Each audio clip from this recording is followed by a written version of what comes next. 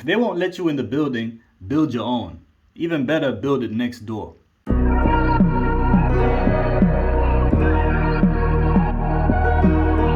Peace to the world. What's up, guys? My name is Black Isco. Back again with another video. If you didn't know, this one is for the artists and entrepreneurs. Quick segue. Did you know the term entrepreneur was first used in the English language to describe people who were music managers? So the managers of concert halls and orchestras and music productions. Those were the first people called entrepreneurs in the English language. Whether you know it or not, if you are an artist, you are an entrepreneur. What is an entrepreneur? Someone who takes on a greater than normal financial risk. And I would argue also a social risk, because you're doing something that's putting yourself out there that could lead to judgment. You're taking on a greater than normal financial risk.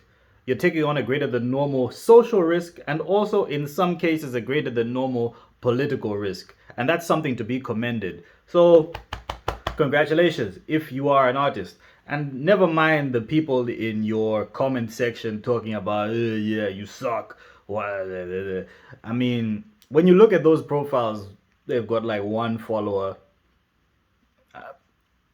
I mean, these are people that can't do what you are doing, and so they're talking about it. Remember one thing, hate never comes from ahead of you. You can't hate what you're ahead of.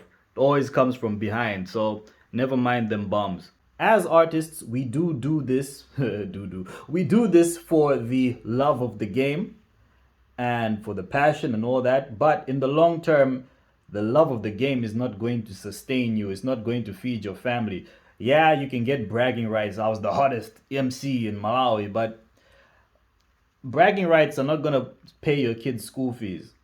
The only thing that's going to do that is real income. So if you're going to take music seriously and you're devoting time, money, effort into that endeavor, of course, there's opportunity cost.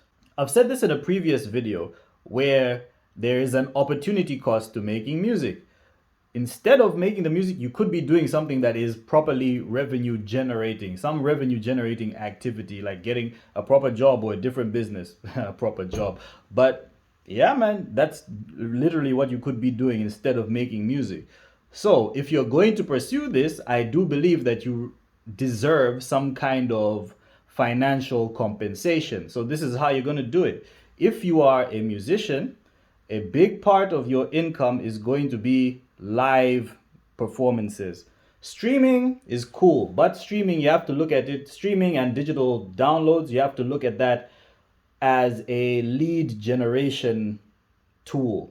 So this is the way you get people into knowing who you are and getting them familiar with your brand, the same way social media would do.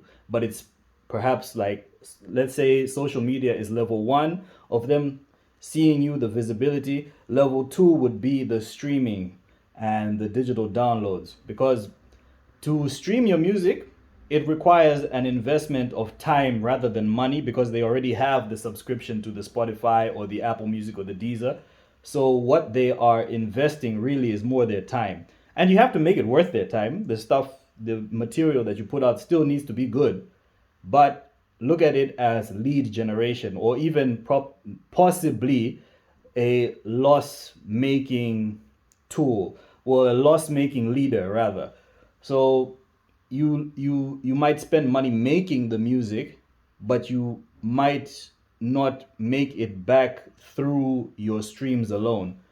So that is just a entry point to funnel them further down into the tunnel of your brand and sales such as merchandise or live shows. So live shows, live music should be part of your repertoire, because that's where your main money will come from initially. Once again, don't rely on promoters for this. They're not going to come and save you. You have to save yourself. Be a self-starter. So what are you going to need in order to put on live shows? You're going to need to know the owners of venues or the managers of venues. You're going to need to have some sound PA system people, some DJs, some other artists, because it's going to be easier if you all collaborate. You're going to need to know some lighting people, vehicles as in transport. you're going to need to have these people in your contacts so that you can arrange these shows. I know at this point people are like, who is this guy? Who is this guy to be talking like this? We've never heard of him. Hey, bruh, it's cool. You may have never heard of me, but I have either broken even or made a profit on every single release I've ever had. Why? It's because I have a system in place and I know how to manage my money and I put shows on myself.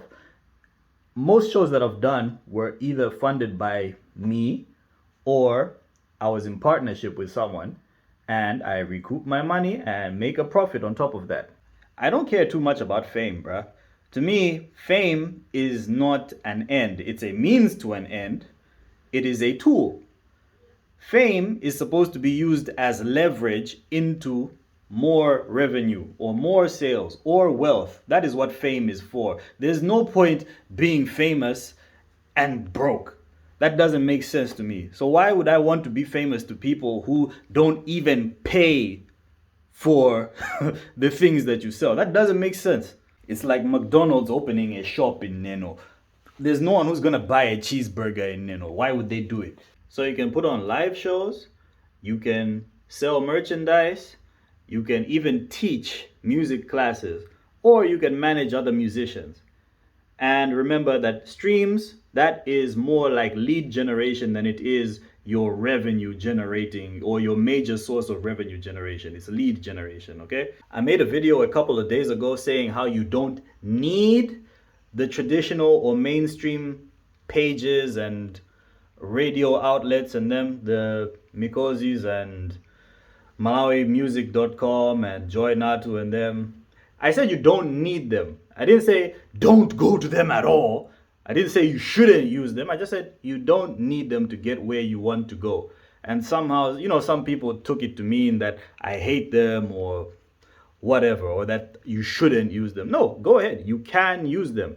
But you don't want to rely on them. Okay? There's a big difference between relying on someone or just using them as, an optional extra. I didn't say don't use them. I said you don't need to use them. But of course, there are people who don't really, comprehension wasn't their strong suit in school. And, the people who might have failed the test because it said write this in black ink and they wrote it in blue and then they're like, oh, why did I fail? Yeah, it's them people that typically make the argument that I'm hating on those pages, but is what it is, man. If you like the video, like and subscribe. And questions, comments, concerns, you know where to put them. My name is Black Isco. I'm out. Peace. Nothing in the world matching my grind. Ballin' your performance when it's prime time. You do a lot of talking from the sideline. I know you feel away, but it's my time. My time. My time. I got it right now, man. It's my time.